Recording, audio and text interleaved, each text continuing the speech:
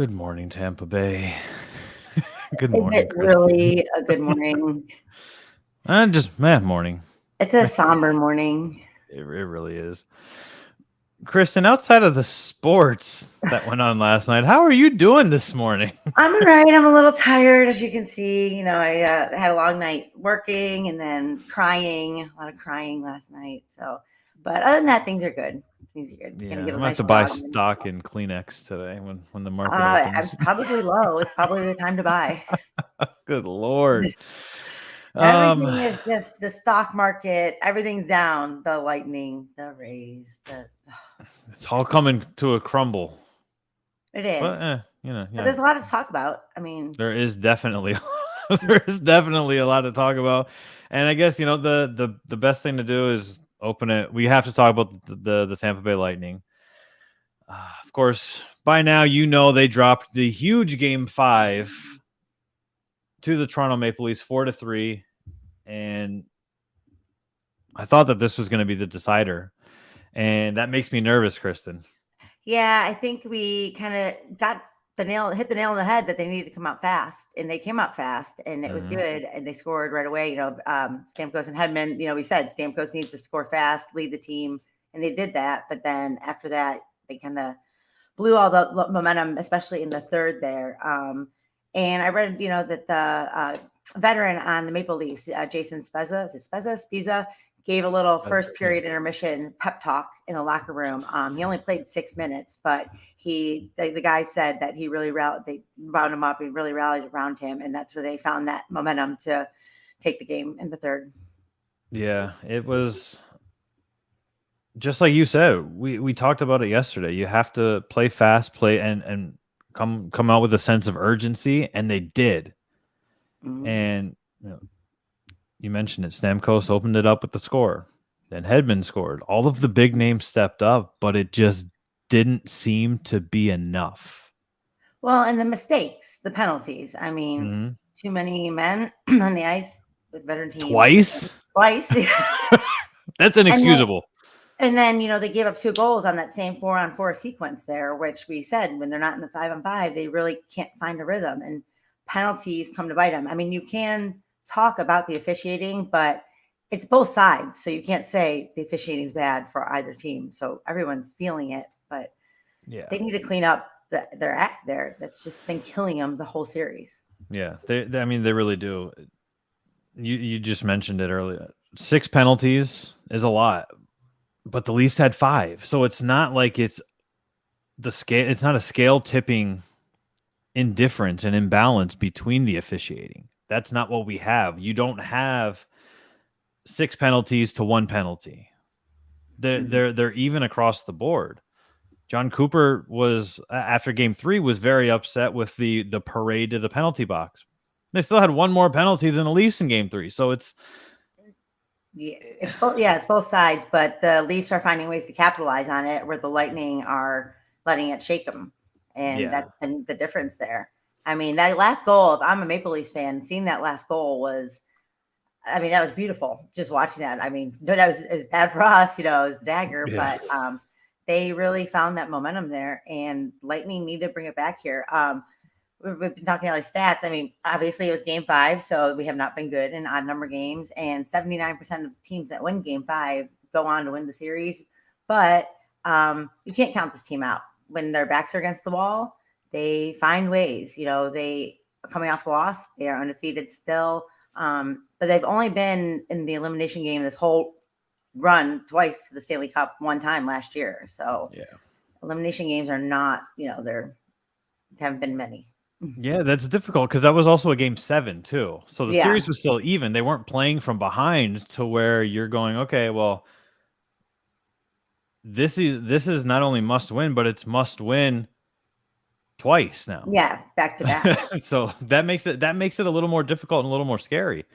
Are you nervous at how well the Bolts actually did look at the extra gear that the Maple Leafs found to just rally? And I mean, you're talking about when they took the lead, there was 1 minute and 13 seconds in between the 2 goals. Yeah, they scored 3 goals and 7 shots, I believe it was. They were just very consistent, accurate, and it the Lightning missed a few wide on the empty nets. They didn't capitalize on that. So I am a little nervous. It's almost like feels like the changing of the guard a little bit, where the Lightning have been so dominant and have won the last 2 years, and the Maple Leafs have gone out in the first round the last couple times they've made the playoffs. Where is this going to be the year the Maple Leafs move on and the Lightning lose in the first round, which I hope not. They are an exciting team. Like I said, you can't count them out, but they need to clean up their act. Everyone got involved. They did what we said they needed to do, but they also didn't stop those penalties. And what did the coach have to say? Yeah, John Cooper post game. We had a video clip of John Cooper talking about what went wrong, or we're not really making them earn it. We're kind of giving it to them, and some of the we take too many men penalties, which momentum killers. One they score on. That's on us, and so it's unfortunate because that game was there for the taking for us, and we let it slip through our fingers. And it's on us. That's basically the most simplified way you can put it. I mean, yeah, he didn't have a lot to say, but there's still like a lot to unpack with it.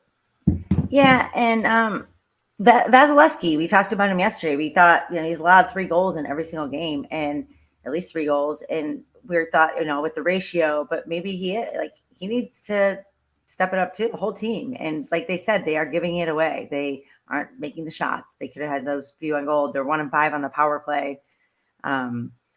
It's disappointing. It's really disappointing. Yeah. And they every player I heard and quoted just said, we need to regroup. We need to come together as a team and, figure this out. They don't sound defeated. None of them sound really defeated and down and out, which is good, but they really do need to step it up to another gear, play like the Maple Leafs are playing. Yeah, which is weird because we're always talking about the Maple Leafs being like a cursed franchise, and now we're like, well, you got to play like the Maple Leafs.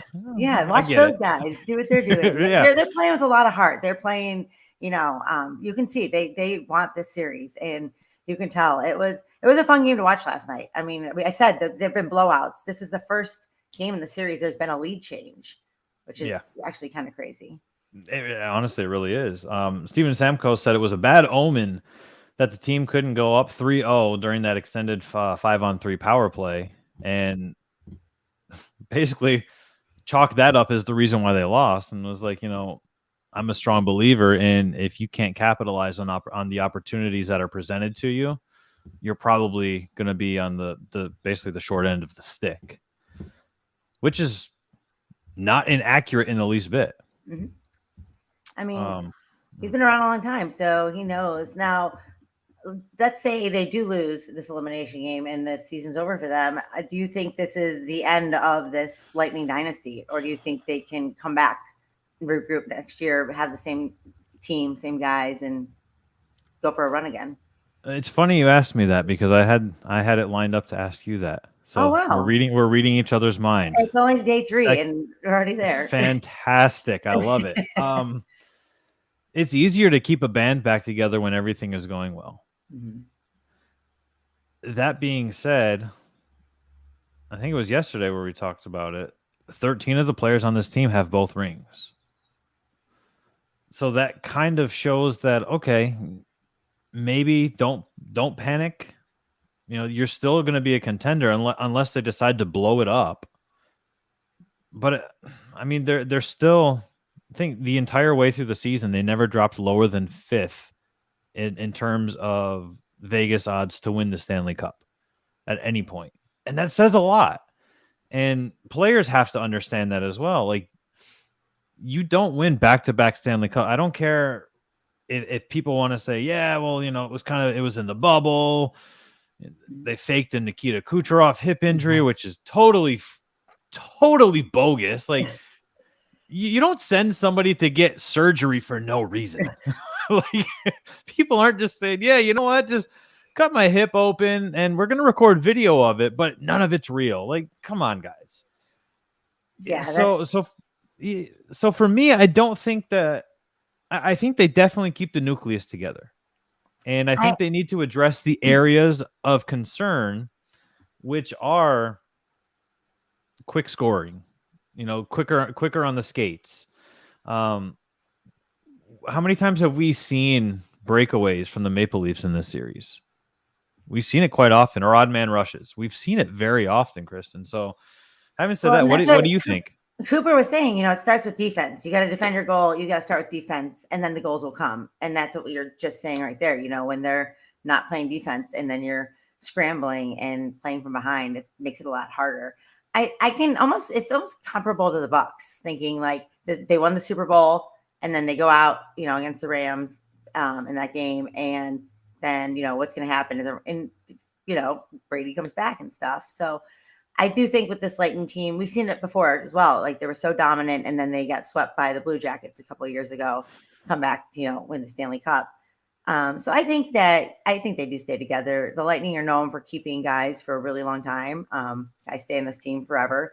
It's a great hockey culture. Why would you want to leave? Plus, a lot of these guys are Canadian, Russian. We are living in beautiful Tampa Bay, Florida.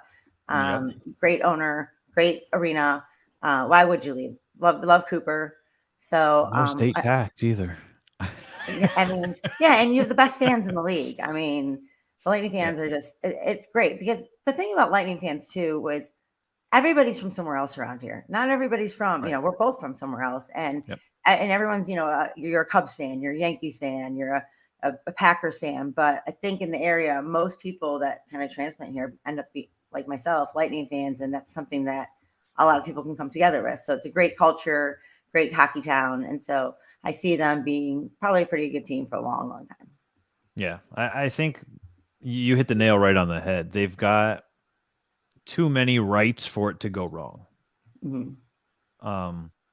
And what a fun story when they do win these two games back to back, and the town is so alive and buzzing right now with this series going on, and it's going to be awesome. Like hopefully they can get that done and carry that momentum through the playoffs with them. Yeah, no, absolutely. I mean, it's John Cooper said last game was there for the taking. Mm-hmm. They did everything right. If I read you the stats from Game 5, Kristin, from the box score, you would be shocked that the Lightning lost this game. They 35 shots on goal to Toronto's 25, 41 hits to 31. 16 block shots to 7 and 6 takeaways versus 3. They did everything they needed to do to win this game, and it was the neutral zone turnover at the end of the game that cost it. And that's it. I mean, and it was a beautiful pass and or assist into that goal, and you could almost feel in the stadium like they were so deflated in the beginning when the Lightning come out so fast, and it was almost felt like the game was over. And then it just was like a pendulum swing, and the fans started to get into it. And then, it felt almost magical for the Maple Leafs. I could feel what was going on there, and it sucked for us, but right. Yeah. It's almost like a Cinderella story for them, for sure. Yeah. Hope. And, I just hope they don't carry that momentum back here into Tampa. And as you say, they're uncharted territory for the Bolts. They have not had to win back-to-back elimination games. So this is really going to test them. And if they can come out of this, and I don't even know what I would say to, for my preview of this game and what to advise them. Because like you said, they did everything right. They did everything they needed to do and just lost it in that play. So it's tough. Do you think that the Maple Leafs just want this more at this point than the Lightning? And I'm not saying that to like demean the mentality of our team, but I'm saying it in terms of the Lightning don't really have anything to prove, right?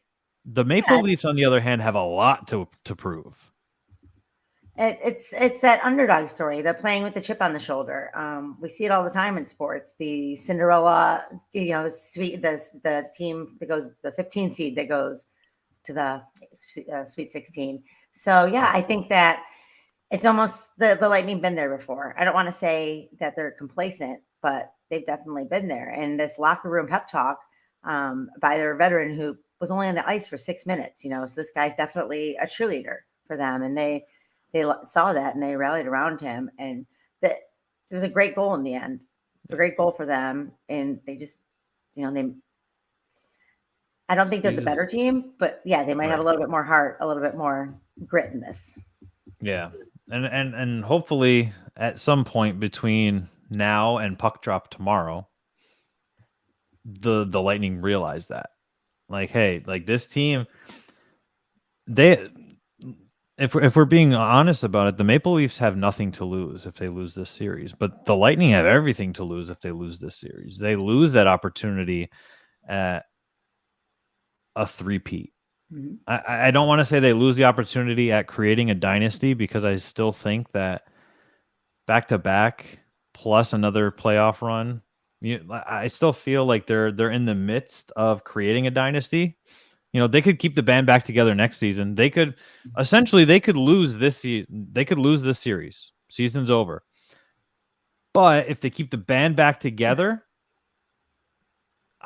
and still make another run at it next season, I think you can still use the word dynasty pretty freely with this team. Well, as I say, before their Stanley Cup 2 years ago, how many times have they made the playoffs? How many years in a row? I feel like and then they were in the Stanley Cup against the Blackhawks not too long ago. So, yeah, so this has been a successful team consistently. They're never really bad. They're always making the playoffs. So you could say dynasty, I guess. It's funny too, warm weather team. Right, yeah. The guys from down south here in Florida winning at hockey. But yeah, I definitely think that this is one of small dynasty. I don't know. They're not Golden State Warriors. They're not Chicago Bulls, New England Patriots. But I just think it'd be so cool. I really hope that they can figure out a way to just hold together and get this done, because that would be awesome for Tampa and going into the next series. And I'm a little bit looking ahead. We were looking ahead on Monday. We were talking about it going into the next series, which maybe we shouldn't look ahead. We need to look at game by game. But at the Capitals or the Panthers, if we're having this much trouble with the Maple Leafs, we're probably going to struggle in the next round if we get by them. Yeah. Especially we talked about this yesterday. So there were 4 games yesterday. All 4 games, what happened? Did you see the final scores? Every single team scored 4 or more goals. So that's now 36 games with only 4 games where the winning team scored less than 4 goals. It's been an odd playoff. So many penalties and so many goals. It's just really been crazy. Really you had the 40 shots on goal in the first 2 the other night. The Lightning had 35 the whole game last night. Like, people have just been killing it. It's been great playoffs.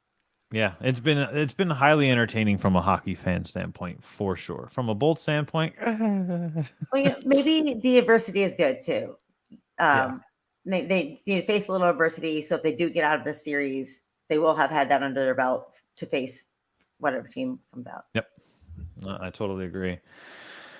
So if we're gonna go I don't know if we're gonna go from bad to worse, because it's still early in the season, but it's good Lord, eliminator playoff loss, which I guess is good. We thought the Rays were in good shape yesterday with Corey Kluber taking them out. Let me preface by saying this first and foremost. Reid Detmers is a rookie. He had a 5.3 ERA. I was thinking, could we rewind yesterday's show and just dub over and say, and just change the names? Because if you change Kluber to Detmer, we would have been right on everything we said. Oh my gosh, 12-0. You see the headline, no hitter from Detmers, which, kudos to him. 12th in Angels history. This series has been record-setting for the Angels. I mean, Ohtani's first home run, or everything going on, the Grand Slam, this no-hitter first one from a lefty since 1970. I mean, if you're an Angels fan, you're loving this, but where's our bats? What's going on? I have no idea. And this is the cool thing though about baseball, right? Because it can literally change on a dime. Literally from day to day, it can change. Basketball, you can kind of predict what's going to happen. When Luka Doncic is playing, that he's going to get the ball, he's going to score regardless, right? We really truly believed, okay, yeah, this will be the bounce back game for the Rays because the Rays were hot with the bats.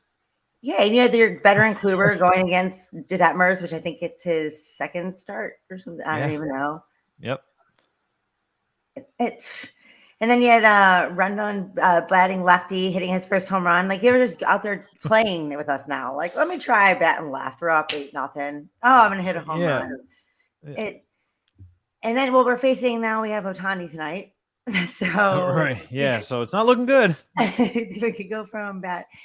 I mean, are the Angels that dominant? Are they finding like they have a great team? They are in first place. Great skipper. Maybe they're finally finding their stride here against the Rays. You know, Trout's been playing out of his mind. It's just tough. It's entirely possible that the Angels are actually a solid contender this season. You know, I know we're not typically used to that, and we kind of clowned on them on Monday. Like, it's just the Angels. I think Evan even said, it sounds really weird saying the first place Los Angeles Angels, but I mean, they are what they are. At this point in the season, they are a pretty dominant team. After last night's game, I have no problem saying the surging Angels. You were so mad about that, and they're like, we're going to prove this guy wrong. Somebody on the Angels was watching our show. Like, we'll show him. Yeah, talk more. We'll talk more Angels then. Just retweet us at least. This is why I don't feel so terrible about these losses, because when you do look at that Angels lineup, they have a good lineup there. And but Kluber got lit up last night. He had started pretty strong in his first couple outings, and then it was just bad all around. At least I sent you the article this morning. Brandon Phillips could make some light of this, saying that he was the better Ohtani. He was the best 2A player in baseball, and the Japanese reporters were getting a kick out of it. Saying, he's like, "Do you think he knows you are?" He's like, "Oh yeah, he's definitely heard of me, Ohtani. I'm the best 2A player in the sport right now." So I'm glad they can find a little comicalness. And it looks like Margot is not injured as we were concerned about. Right. So that's a little good news too. If you can pull any good news out of this, take the little wins, right? That's what you got to do. I love the Phillips quote. I really do. Like, it was hilarious. I'm reading the article. Like, they just got smoked, and this guy's not. But again, it's early in the season, and at least they can make some light of it. Do you have the quote in front of you? I do not, but it was funny. I do. What do you say? I've heard about him and how much power he has, but what I saw is off the wall. So I don't know if it was me and my stuff. He just wasn't used to it or didn't recognize it. But all I see is that man hitting home runs, and he couldn't even take me deep. So I guess that makes me better. We'll let everyone decide. Like, look. And he hit a double off him, right? And it wasn't a double. Like, how? But how can you hate that? And that's and maybe that's problematic, right? Like, I like it. It's a fun team, and maybe this will be making light of it. Hopefully, they can come out today and maybe score a run, maybe get a hit. Yeah, at least a hit. Like, let's take baby steps here. Let's at least get a man on base. See, this is fun. Like, Lightning was serious. Like, we're very serious talk. I don't think I smiled. The Rays get no hit, whatever. We can laugh about it. It's still early in the season. Now, maybe there's still 600 games left. So, I mean, we're okay with the Rays right now. You know what? I didn't watch the game, obviously. It was on late. I was following it and stuff. But I was like, this looks like it's pretty good baseball for, there's a lot of records and a lot of history being made. So, the Rays are part of that, I guess. Wrong end, but they're part of it. Yeah. I mean, you get to see a lot of good baseball happening from someone else. Yeah. I mean, if you're a baseball player on an opposing team, when there's history being made, like, obviously as a competitor, you don't want to be on like the losing side of that, but that's still kind of like a pretty cool feeling to be like, well, has it been the Rays? I can't remember if it's the Rays or Indians. It's one of my teams that they've been no hit a lot. Or there's been a lot. I'll have to look up that stat later, but one of my teams has been on the losing end of a lot of no hitters, and I think it would be the Rays, but I don't know. It could be. There's a couple in like one season, but in today's matchup, I mean, I'm a little nervous too. What do you see? It's a 7:00 game. Yeah, we can actually watch the game tonight. Like, yeah. in its entirety, instead of like, I had to catch the Sports Center highlights this morning because right. Wake up extra early to get ready for the show. Like, what happened last night? Oh, yeah. Oh, like I almost put on our show notes. I almost just put 12-0 sad face and just kind of was gonna like let it be, and then whatever marinated in our conversation, just it's completely. Let's go thankfully for our listeners, the first rundown was just like we said, just let's cry for an hour. Yeah, that would have probably not went over too well. Yeah, a lot of listeners. So you guys are welcome. Yes. That we can find some humor in this. Oh, so. Absolutely. Well, moving on, a little bit of Tampa Bay Buccaneers news. You broke the news yesterday. Yes, breaking news on the show. Tom Brady signs, and we have the specifics now. Tom Brady signed a 10-year, $375 million contract with Fox Sports to become their lead analyst every Now, Sunday. Is that more than he's made playing football? Yes. Is that more than his wife makes in a year? Yes. That's more than any other commentator has ever made, including the new contracts from Joe Buck and Troy Aikman from ESPN. And then you had a little nugget about ESPN? Yeah, so ESPN also pitched Tom Brady, which I found interesting, which then put me in my usual wormhole of, I have to find more information. How long were those talks happening, and when were those talks happening? Were they before Aikman and Buck came? Or was it because you're not going to have Aikman and Brady, right? Mm-mm. But Aikman signed with ESPN, or at least it was announced that he signed with ESPN first. And then Joe Buck came after. So, as my wheels are spinning, I'm going, okay, well, so if ESPN was interested in Tom Brady and sent him an offer, obviously we don't know what the offer was. Was that to be Monday Night Football with Joe Buck? Because you're not going to plug in. What are you going to replace Booger with Tom Brady? Like, that doesn't make sense, right? Like that Tom Brady doesn't replace Booger with anyone. I would just right. Please replace Booger. right, yeah. But I'm saying, like, you would replace it. Like, he would be the only replaceable one on Monday Night Football to bring in a former player, but he doesn't fit that group. Like, that'd be a weird trio to me.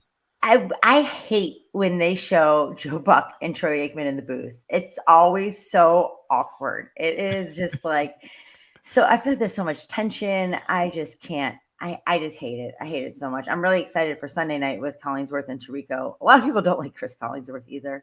I don't know why, but here's a guy. Tom Brady, I don't see him there. And also, I don't know, ESPN. I said it the other day. I don't really love ESPN. A lot of big names have left ESPN. They're known for chopping a lot of big names. It just doesn't seem like, and I don't know if ESPN was going to offer him that kind of money either. They're not. I don't know if they're known for those huge contracts. And yeah, it didn't seem a fit for me. He seems like the Fox guy. I'm excited to see him because he's pretty, like you said the other day, he's got a dry sense of humor. He's got those zingers he throws in every once in a while. You really got to, his tweets and stuff. So I'm glad. I think he made the right choice. But when was this happening? Obviously, he was going to go with those numbers. For sure. Or were they going to be like, how do you fit him in as? And maybe they weren't going to make him the lead where Fox made him the lead analyst. So, but that is interesting. A little drama there. Yeah. So, I mean, he'll be paired with Kevin Burkhardt, who was with Greg Olson. He was essentially the B. Kevin Burkhardt essentially led the B team for Fox. America's Game of the Week was always Aikman and Buck. And now America's Game of the Week, I don't even know who's going to be America's Game of the Week this season. Because surely Tom Brady's not going to play and call games at the same time. Like, you know what I mean? So yeah, I'm assuming it's going to be Burkhardt, and maybe it'll be Burkhardt and Olsen. I'm not sure. We'll have to look into that as well. Poor Greg Olson just got shafted. If that's the case, they're like, yeah, Brady greater than sign Olson. Sayonara, pal. Like, I mean, it's kind of understandable. Like, but he's like, all right, I'm getting replaced by the GOAT. I'm sure he'll find a happy home. oh, But I'm sure he's getting paid handsomely to sit and call the sport that he loves and not have to take hits any longer. now, is this basically Tom Brady telling us this is his farewell tour? Because I don't see him playing another season after this announcement comes out with the contract information. And then Fox is just going to wait for him till he retires. I think this might be a little, hey, this is going to be an after the season thing. Right. Yeah. To me, it's odd if you're announcing something like, yeah, starting in 2023, Tom Brady is going to like, you know what I mean? Like that's odd to me. Like, yeah, no, a few years from now when this happens, but the wording of it does leave that door wide open. You know, at the culmination of his career, Tom Brady will become the lead end. Like that's the press release. What if he plays 10 more years and he just doesn't stop? And then they're like, all right, and 375 million is worth like nothing with inflation in 10 years. Right? Yeah. They'd be like, hey, Fox locked him in. You know, can we restructure this contract, guys? Like, but that's like those athletes taking their salary in Bitcoin, and I don't even know what Bitcoin's at today, but I know it's not a lot. No, it's been dying this week. Yeah, so I know Odell took some money in Bitcoin, and Tom Brady, don't take the salary in Bitcoin. Whatever you do, right? Take the money. Well, I remember reading a story about Bitcoin that 50 Cent took a lot of, I think from his second album, if I'm correct, he took a lot of payment in Bitcoin from his record label. And Bitcoin was worth like 0.03 of a penny at that time. And no wonder he was bankrupt, but now it would be yeah. Yeah, and you're like, man, if you had just held on just a little bit longer. Somebody told me about Bitcoin, in like 2013, 2012, and I was like, what? Can I take it out of an ATM? Like, no. And I was like, that is not real money. I'm not investing in that. And yeah, I kick myself every day. Yeah, that's very difficult. So, you believe that this could be Tom Brady's farewell announcement, or do you think that announcement was actually going to come out? It's weird because I guess they just said at the culmination, but he already retired once. I mean, I don't know how many more years he's going to play. So it seems to me like this is going to be a next year thing. Yeah, I mean, like I said, for me, I find it hard to believe saying, yeah, in a couple of years, this thing is going to happen. Where, you know, whether you believe like Tom Brady's dad saying the media forced him to retire and he had no intention in retiring the first time, that's, you know, that it's all hearsay at this point. The fact is that he didn't do anything without intention. There is thought put into every single thing Tom Brady does. Exactly. And I still really truly want to believe that if Tom Brady is actually going to retire, he's going to tell us before the season that I'm going to retire. And I think that, like I said, that's not being egotistical. That's paying homage to your fans, really. Of like, hey, this is my last season. After this, win or lose, I'm out. And if he doesn't do that, that makes this contract announcement all the more strange to me. And well, that's what's fair to do to the Bucs too. So now, do they want to bring in a Baker Mayfield? Do they want to look at a quarterback in the draft next year? So for the organization, I think that's also a fair thing to do. They can start scouting for the needs of the team as well. Yeah, because also announced yesterday, which is not in our show notes, Kyle Trask will not be the backup quarterback for the Tampa Bay Buccaneers per Clyde Christensen, really, the quarterback coach. I did not see that. Yeah. Oh. Blaine Gabbert has essentially already been awarded the backup role. So Gators fans, I'm sorry, but your blind bias is not going to work with Kyle Trask like it did with Tim Tebow. I mean, I work in a bar, a tiki bar. A lot of people from like Gainesville, people Gator fans come over there, and I don't understand the obsession, like the Trask. It's I don't know. I've never seen so much support for a third string quarterback in my life.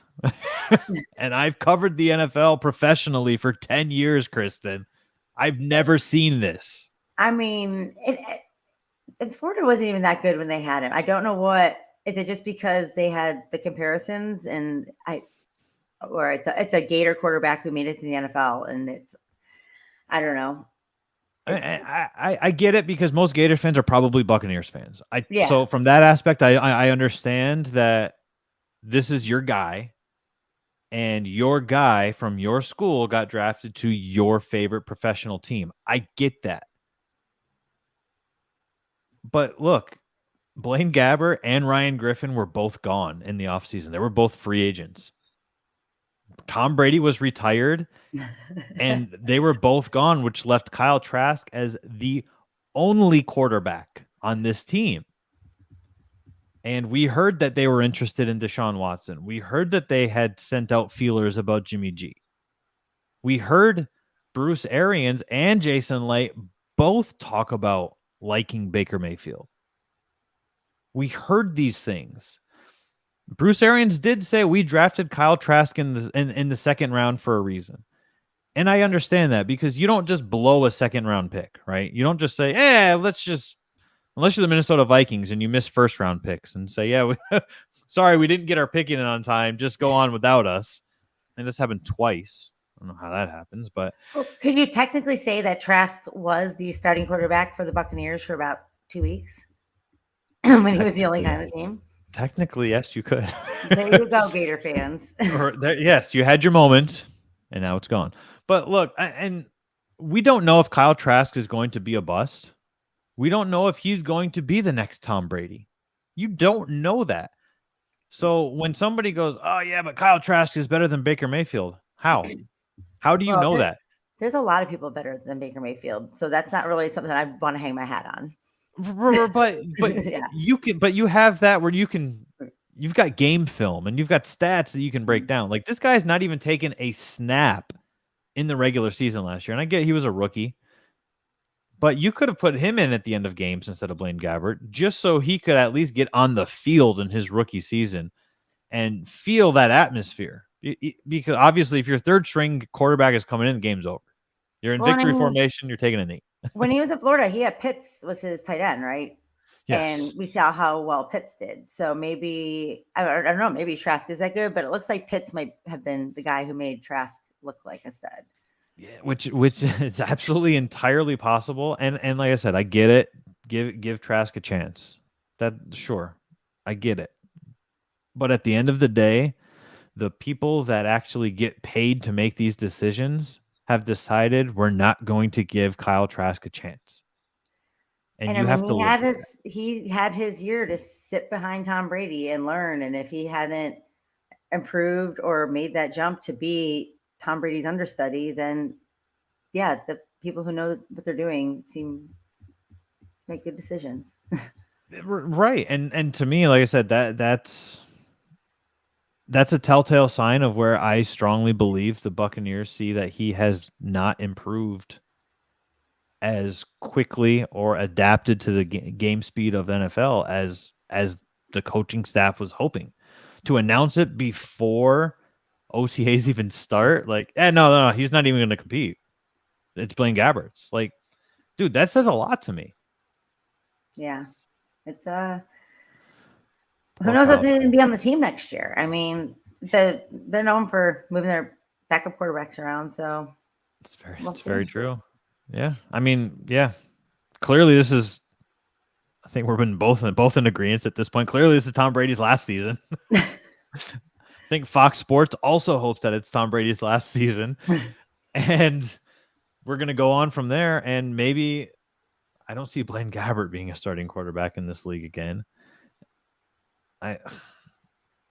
Maybe you roll with Kyle Trask next year if you don't like what you see in the quarterback room. Well, I mean, look at this offseason for quarterbacks. How many quarterbacks have big names have moved around, and how different like the whole NFL looks right now, with everybody's just so different. So next year, you never know. We could get some big free agents, some big name signing down here. I don't know what the draft's going to look like. If they can maybe, I don't see them drafting a quarterback at all No, in I the don't near think future. so. But yeah, if they can get a big name, let's say, I know. What did Aaron Rodgers resign for? Just 1 year? I think he did 2 years. Oh, 2 years. I'd say that would be a perfect fit. Him, like a veteran, coming down on a Super Bowl ready team, something like that. You know what's funny is that thought crossed my mind a lot Before he when I signed. was like, okay, look, Tom Brady's retired. Aaron Rodgers is a pending free agent. He has expressed that he doesn't want to be in Green Bay. Devontae Adams has expressed that he doesn't want to be in Green Bay. The Buccaneers have a contending roster, in my opinion, with any current starting quarterback in the NFL, including your favorite Baker Mayfield. I strongly believe that they're a contender because their defense is good and they've got so many key playmakers on offense that any quarterback that comes in there is set up for success.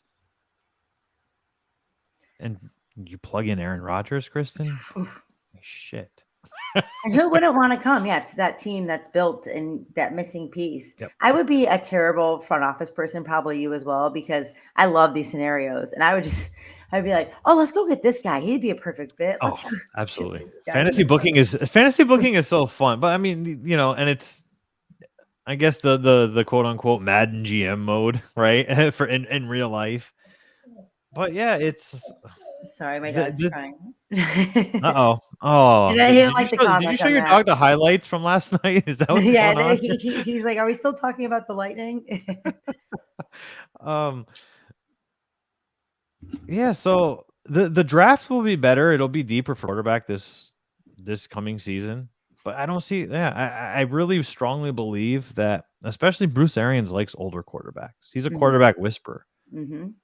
Like, if you look at his track record with quarterbacks, Jameis Winston was the youngest quarterback, and he couldn't wait to get Jameis Winston out of Tampa. Could you see Jameis Winston coming back to Tampa at any point? I'd like to say yes, because I like Jameis Winston, the person. And I do believe that he's learned a hell of a lot from Drew Brees and Sean Payton when they were together in New Orleans. And look, he was 5-2 last season as a starter before he went down with his ACL. And he was 3-1 in his touchdown to turnover ratio. Like, he showed vast signs of improvement. My concern is if Jameis Winston comes back to Tampa, that he just picks up old habits. Yeah. I mean, he like you said, his improvement, though, as a person, as maturity, as a quarterback, every year he's shown it. I mean, the 30-30 year, he threw the most touchdowns. He did throw the most interceptions.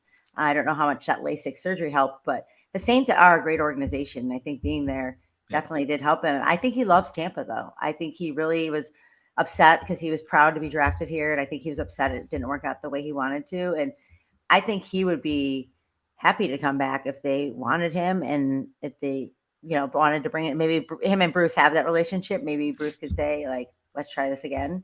I don't know. But it wouldn't surprise me if Tom Brady retires and they need to find somebody, if even just a gap stop for a year or two. I could see. It wouldn't be, jaw dropping for me. No, it wouldn't. But here's the thing also with Jameis Winston is he's shown that he's willing to take team friendly contracts. He's willing to take short 1-2 year contracts that are not very salary cap heavy, and he's shown that he's okay with that, right? Like, he's like, whatever. That whole report about he had such a bad reputation, and then he's kind of lovable. Like, he kind of grew into he's like completely like the crab leg thing was hilarious. He was, I don't know, the guy just gave it to me. I don't know. I like crab legs. When his last season in Tampa, when there was the rumor of, I want $27 million a year. Like, that came from his agent. That didn't come from Jameis Winston. The problem for Jameis Winston is that he didn't confirm or deny it. He just let it ride. And I think that's where he got a lot more negative backlash from the Tampa Bay Buccaneers fan base, is because he let fans believe that that's exactly what he wanted. Like, I've had conversations with Jameis Winston. He didn't know that the Buccaneers were going to bring in Tom Brady. So when Bruce Arians was at the combine and said, "We know what we're going to do at quarterback, but Jameis Winston does not," he wasn't lying. he was being factual. Jameis Winston does not know what he's going to do. And when they decided to let him go, it broke his heart. He loves the city of Tampa. He loves the fan base. He loves the community. So everything you said is fully accurate. And it would be a great homecoming for him, but I just don't know how welcomed he truly would be. From the community side, from the personal side, I think everybody would be like, "Oh, cool, we got Jameis Winston back." But then the fan base would be like, "Oh, crap, we got Jameis Winston back." And then if we get him back and he doesn't succeed and he does have, throws a ton of interceptions again, it would just be a disaster. It would be a dumpster fire. The fans would turn on him so fast. They would turn on the organization so fast. Like, "We can't believe you brought this guy back." So it would have to be very successful in order for any of that to work. No, absolutely. So we know the schedule is coming out tomorrow. Finally. Honestly, I'm more excited because I like to travel to see some games every year and, try to line it up with maybe some other like sporting events. And so I'm more excited so I can line up my travel schedule. Well, I'll rattle off the away opponents for anybody that needs a refresher. They are playing against the Arizona Cardinals, San Francisco 49ers, Pittsburgh Steelers, Cleveland Browns, Dallas Cowboys, Carolina Panthers, New Orleans Saints, of course. Oh, and also Seattle Seahawks and Munich, which I swear I thought it was a home game for the Buccaneers, but it's not. So it's an away game, so they're not losing any home games, which is cool. Yeah, I was actually talking to a friend of mine. Yesterday, he's a season ticket holder, and I was telling him how they had to redo the schedule for Brady, and he's so upset because he's like, "Oh, all these night games." He's older, can't go to these night games. They're ruining it for me. I was like, "We'll take your tickets anytime." Yeah, sure. Well, the Cleveland Browns, obviously, I got that one circled. I'm a Browns fan. Deshaun Watson versus Tom Brady. Maybe maybe Baker Mayfield. Maybe Jacoby Brissett. Actually, didn't Brissett play under Brady in New England for a little bit? Yep. That's right. Yep. He's from that Tom Brady tree. Yeah, that's right. So it could be interesting to see. Revenge game? Jacoby Brissett also played at Florida for a little while. He is actually a Gator that is doing better than Kyle Trask right now, let's say. Ooh, I mean, yeah, he has started some NFL games. Yeah, that's very true. So I'm circling that one. Gosh, I was looking at the schedule, and it's a pretty tough schedule here. I mean, a lot of these teams have winning records from last year. The ones that don't are close. Kyler Murray. We got Kyler Murray versus Tom Brady. It's just Dak Prescott versus Tom Brady. It's a great road quarterback versus Tom Brady this year. Yeah, I mean, that was a shootout in week 1 when the Cowboys and the Buccaneers played last season. Have you been to Dallas before? I have not been to the Dallas Stadium. I was thinking, I've never been to the stadium. I've been to Dallas. Oh my God, such good food. I definitely would love to see that stadium. So I'm kind of thinking, when over to Jerry's World, I might like to. Maybe we take a Channelside sports trip. Hey, there we go. We'll do it on location. Yeah, business trip. Yeah, I mean, their home slate is very, very tough. I mean, they're hosting the Rams. Looking at the away one real quick, the only time they go West Coast is to San Francisco. So that's kind of nice. They don't have. That's actually, yeah, that's very true. Because a lot of times when you're traveling cross country, the team that's traveling cross country takes the L. Yeah, so it's not really far. Yeah, so that's kind of nice. But yeah, the home games, I would love to go to. I mean, I'm about to buy season tickets. All of these games, other than the Falcons, going to be great. Right. And for some reason, Tom Brady can't beat the New Orleans Saints. I don't know why. I don't know. Did you look at the home games? I don't know. Did you tell me them? Tell me the home games. The home games are, hold on to your seat for these. The Rams, Bengals, Packers, Chiefs, Ravens, and then, of course, the NFC South, Panthers, Saints, Falcons. That is a gauntlet of home games for the Tampa Bay Buccaneers. You're the 2 Super Bowl teams coming to town. Yeah. You've got the regular season warrior Green Bay Packers, because the regular season, every year they can go 12-5, 11-5. Well, let me tell you, Tom Brady's record against the Packers all time is 4-2. He's 5-5 against the Chiefs, and he's 3-3 against the Rams. So he's not dominant against any of these teams, and he's losing a record against the Saints, 4-5. So I mean, he has a history of these teams. He's 7-1 against the Bengals. So, but other than that, he hasn't played these Bengals. That's true. He's played the Bungles. Right, yeah. And this will also be Ryan Jensen's homecoming too. This will be his first game in Tampa, not as a Buccaneer. All right. Yeah, that's such a difficult schedule if you look at it. Like, and Lamar Jackson. We didn't even talk about Lamar Jackson's coming to town. And hopefully for the Baltimore Ravens, hopefully a fully healthy backfield. Because remember, they were they were just picking people out of the weeds because they lost J.K. Dobbins, they lost everybody that was in their backfield to ACLs.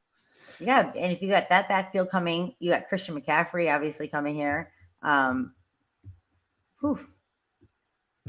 that's it. The Buccaneers have a very tough schedule. If they I believe Hard Rock Sportsbook has them listed at 11.5 wins. They're 4th in strength of schedule right now. Their teams are playing. It's 154, 134, and 1 are the records that the teams are playing. Yeah, they've got a tall order. And they're playing 5 division winners. The only division winners from last year they're not playing are Buffalo and Tennessee. Yeah, and I don't want to see Buffalo. I'm not ready to see Buffalo. I'm really not. I think that Buffalo, to me, I think Buffalo is the Super Bowl favorites coming out of the AFC. And I expect, and I've heard this from other people, Josh Allen, the way he's improved every year, to have a monster year. I mean, he's probably up there already in the running for MVP. Yeah, Buffalo is, at least if you face them, it would be in the Super Bowl. So if you're playing Buffalo, that's a pretty good thing for you. Correct. Yes. Yeah. I don't think I want to see it. My schedule during the regular season is going to be hard enough. You've got to watch out for that Munich game, though. That's a trap game waiting to happen, Kristin. I'd say, are there any gimmies? I don't know, maybe the Falcons might be the only thing I can make. I would bet money right now on until I see. I think the Falcons and the Panthers would be the only ones that I would consider gimmies. Because I don't think Christian McCaffrey is going to come back the way that he was. I think we've already seen him in his prime, and I think now he's on the downward end of his career, which is sad to see because he had such a high ceiling, and when he broke through and he set the record for most scrimmage yards that season, it was an impressive season. But I think the Carolina Panthers Todd Gurley'd him. They ran him right into the ground to where his body is just not going to be able to recover. Yeah, I know this because I'm never going to draft him in fantasy football again. Correct. So I know that he has burned too many people too many times. And so that's kind of when a career's over. Would you draft him in fantasy? No. I would not. Absolutely not. What do you think? Well, and you know what? The Saints, look, I know Tom Brady's 0-4 in the regular season against the Saints as the Buccaneers quarterback. I guess it depends on when they play the Saints because I'm still I'm expecting Alvin Kamara to miss a handful of games at least based off of what happened in Vegas during the Pro Bowl weekend. I think that Brady has a chip on his shoulder for the Saints because the last time they played, he did not have they got shut out at 9-0. I think it was his first game without a touchdown in 500 and something games, and he was pissed. Yes. I was at that game, and it was the worst game ever. Like as a fan, it sucked. There were 3. Oh, it was just terrible. Yeah, it was terrible football. I was club seats. It's a night game, and I was like, "What? This is awful." So, I think Tom Brady is got that one of those games circled on his calendar because I think that is something that really pissed him off, and that's something he wants to redeem himself on. So I see him beating the Saints. I mean, did do they make they got to make the playoffs? They got to win the division. I'm sure. Yeah, they're still going to win they're going to win the NFC South for sure. Let me ask you real quick before we wrap up here. Are you worried about the Green Bay Packers anymore without Davante Adams? I'm not. No, the way that it's run, that's so bad. Like, yeah, who's gonna catch the ball? And I mean, even the running backs they're not the Packers of old. No, and look, Alan Lazard is not a wide receiver one. And they brought back Randall Cobb to be like, the savior for them because he was good back in the day. Yeah, the grizzled old veteran of Randall Cobb. I love Randall Cobb. Don't get me wrong, but yeah, like he's way past his prime. He's just there hanging out, having a good time at this point with his buddies. Yeah, and I mean the run game, the two-headed monster they figured out there. Aaron Jones and him there is great, but yeah, I'm not real concerned. I thought Matt LaFleur was going to have. I mean, we're talking crap, and the Packers been making the playoffs. They're 13-4 last year, so but yeah, no Davante Adams. It's going to be a big difference maker. Yeah, because that's not like a small like I guess I mean even if Chris Godwin left, but let's say like Cameron Brate left, right? And you go, wow, that sucks that he left, but we'll make do. No, and it's not even close. The margin between Davante Adams and the rest of that receiver room, it's not even close. You've got a Grand Canyon-sized hole on that roster now. Could we compare it to? The Chiefs don't have Tyreek Hill either. I mean, you got a bunch of these like I don't even know. I think Sammy Watkins leave. I think Denard Robinson Pringle's gone. So and the Chiefs don't have the run game that the Packers have. So I might be less concerned about the Chiefs. Well, Patrick Mahomes. It's just in Travis Kelce, you get them too. Yeah, that's still a magical connection for sure. Yeah, but I love watching them too. They're so fun to watch. I kind of want to go to them. That'd be fun. If you can only go to one game, what is it going to be? For me, it would probably be the Bengals. All right. Because I'm really interested in seeing Joe Burrow and Jamar Chase, that connection and that chemistry, especially in year 2 of them being together in the NFL. Yeah, that really interests me. All right, I'm gonna say Chiefs. I would love to see Mahomes in person. Obviously, that makes sense. Absolutely makes sense. Well, Kristin is actually talk about it on Friday. Right, I was say Kristin is not going to be with us tomorrow, but we will go over. Her schedule predictions of where she thinks things are going to line up, and we will add those for her as she will be here with us on Channelside Sports in the morning in spirit. I will miss you guys dearly, but I will be listening. And we appreciate that. Send us some comments. I will. We'll include you. All right. Well, that's gonna do it for us. I'm Danny, and that's Kristin. Thanks, guys. And we will catch you guys tomorrow.